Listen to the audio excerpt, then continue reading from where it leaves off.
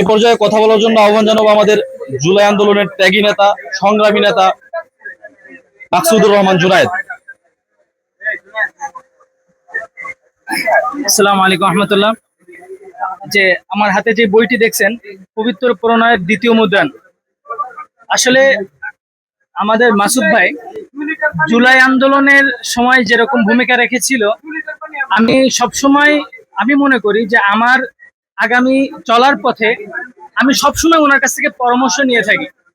পরামর্শ নেওয়ার কারণ হচ্ছে উনি খুবই একটা ইউনিক টাইপের মানুষ। কারণ এত নম্র এবং এত ভদ্র, আর বিশেষ করে উনি কখনো রাগে না।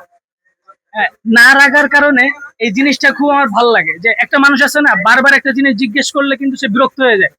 মাসুদ ভাইয়ের কাছে ১০০ বার যদি একটা জিনিস জিজ্ঞেস করে, কোনো সময় বিরক্তর ছাপ দেখবেন না এবং রাখতে দেখবেন না। এই জিনিসটা সব থেকে একটা মানুষের জন্য সব থেকে বড় পজিটিভ সাইড। এবং জুলাই গণ অভ্যুত্থানটা ছিল কিন্তু একটি রাগ এবং ক্ষোভের একটা মুহূর্ত। সে রাগের সময় রাগ দেখিয়েছে এবং রাগের পরবর্তীতে শীতলতা দেখিয়েছে।